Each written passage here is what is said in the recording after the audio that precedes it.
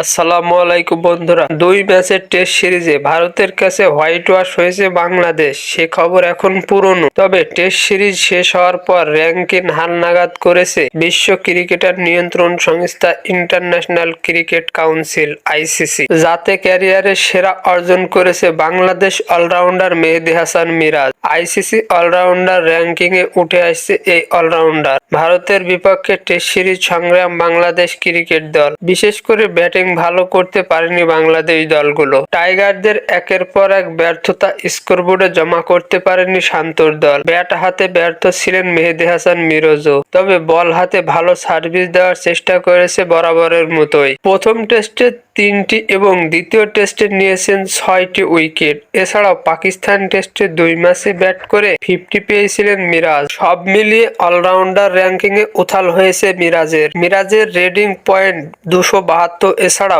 বল হাতে বোলিং র্যাঙ্কিংয়ে উন্নতি হয়েছে মিরাজের, যার হাত ধরে 18তম অবস্থানে এগিয়েছে এই অফ স্পিনার। টেস্ট ফরম্যাটে মিরাজের অভিষেক 2016 সালে ইংল্যান্ডের বিপক্ষে ঘরের মাঠে। চট্টগ্রামে অভিষেক টেস্টের প্রথম ইনিংসে তিনি নেন 6 উইকেট। এরপর মিরপুর শেরেবাংলা জাতীয় স্টেডিয়ামে ইংল্যান্ডের বিপক্ষে দ্বিতীয় টেস্টে আরো ভয়ঙ্কর হয়ে ওঠে মিরাজ। 2 ইনিংসে নেন 6টি করে 12টি উইকেট। টেস্ট ক্যারিয়ারে মেহেদী হাসান মিরাজ এখনো পর্যন্ত 47 ম্যাচের পদকে ইনিংস থেকে 1589 রান করেছেন, যার ব্যাটিং গড় 22.52। রয়েছে একটি সেঞ্চুরি ও 5টি অর্ধশত রানের ইনিংস। বোলিংয়ে 47 ম্যাচের 82 ইনিংস থেকে 182টি উইকেট নিয়েছেন এই বিখ্যাত অলরাউন্ডার। বোলিং গড় 32.56। ইনিংসে 5 উইকেট নিয়েছে 10 বার। এদিকে আইসিসির অলরাউন্ডার র্যাঙ্কিংয়ে সাকিবের অবস্থান রয়েছে অপরিবর্তিত। ক্যারিয়ারের শেষে টেস্টে বল হাতে উইকেট পেলেও ব্যাটিংয়ে ছিল ব্যর্থ।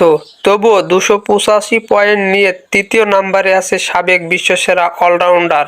আর আগের মতো তালিকার শীর্ষে ভারতের বাঁহাতি অলরাউন্ডার রবীন্দ্র জাদেজা। তবে বোলিং র্যাঙ্কিংয়ে উন্নতি হয়েছে সাকিবের। 5 ধাপ এগিয়ে 28 নম্বরে এসেছেন এই বাঁহাতি স্পিনার। এছাড়া বাংলাদেশ ব্যাটারদের মাঝে 1 ধাপ পিছিয়ে 24 নম্বরে আছে মুশফিকুর রহিম। 7 ধাপ পিছিয়ে লিটন কুমার দাস আছে 28 নম্বরে। খেলার সকল আপডেট নিউজ পেতে আমাদের চ্যানেলটি সাবস্ক্রাইব করে পাশেই থাকবেন। ধন্যবাদ সবাইকে।